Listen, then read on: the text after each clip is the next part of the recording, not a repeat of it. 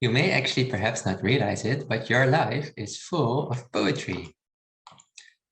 When you were young, probably your parents or caregivers would already be reading you nursery rhymes. There's all sorts of poetry in the streets, in city centers, for instance, or when I go to the train station, this is what I see almost each day. Lines of poetry. Well, if you don't go outside, but visit Instagram, there are all sorts of Instagram poets that might present their poetry to you in very short memes or messages. And of course, there are also still people who actually read poetry. And poets, or at least most, well, at least some of them, are constantly looking for new ways to new inventions to present different types of poetry to people, to readers. And one way in which this is now being done is, for instance, by combining poetic text, poems, with augmented reality. And there's this group of developers, if you will, makers who call themselves International Silence.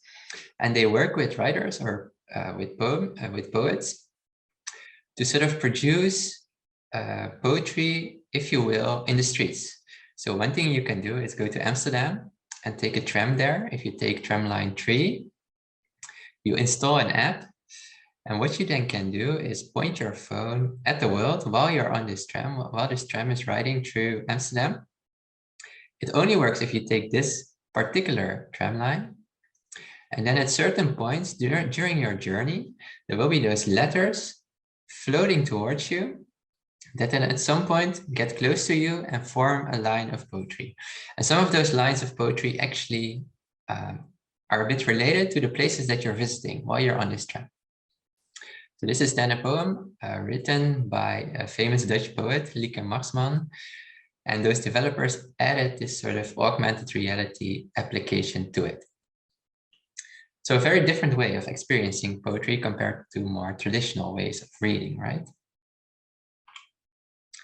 Here's another example. So you can go to a certain park in Maarsen in the Netherlands.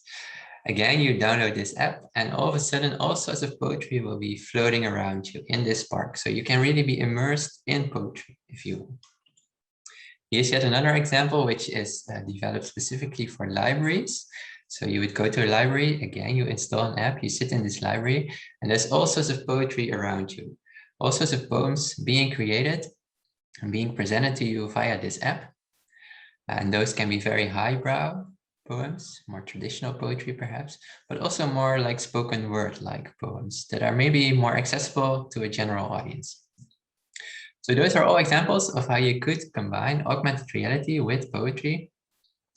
And perhaps this sort of reaches a broader audience than typical readers of poetry that read poems in a more traditional way.